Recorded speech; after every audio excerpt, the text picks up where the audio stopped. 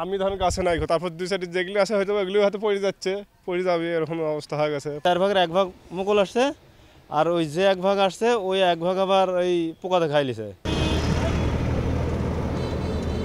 বৈশাখী খরতাপে পুড়ছে পদ্মাপাড়ের নগরী রাজশাহী। রোদে তপ্ত কড়াইয়ের মতো তেতে উঠছে পথঘাট।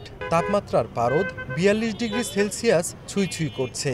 এমনিতেই এবার বাগানগুলোতে আমের মুকুল কম এসেছে। এর উপর তীব্র তাপদাহে আমের গুটি ঝরে পড়ছে।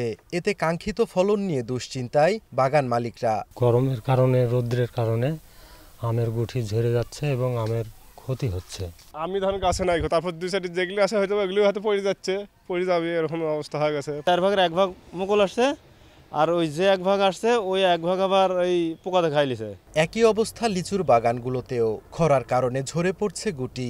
বাগানে বাড়তি পরিচর্যাতেও মিলছে না প্রতিকার। আকাশে বৃষ্টি নাই, তারপরে ধরে লিচু পোকা পোকা ধরতেছে, গুটিগুলো ঝরে যাচ্ছে, সেজন্য আমরা সেচ দিচ্ছি, গোড়াতে পানি দিচ্ছি যাতে যেন কিছুটা আটকায়।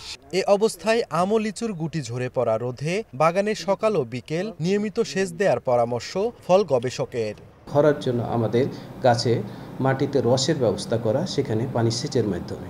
তাহলে যে জায়গাগুলোতে আমাদের সুযোগ রয়েছে যে সেচ দেওয়ার, তখন আমরা সেখানে সেচ দেওয়ার মাধ্যমে আমরা যাতে ফল ঝরে যাওয়াটা যেন কম হয় সেটাই আমরা করে থাকি। যেখানে সুযোগ রয়েছে সেচ দেওয়ার সেখানে অবশ্যই তারা যেন মাটিতে রসের জন্য আপনার পানি সেচটা দিয়ে দেয়।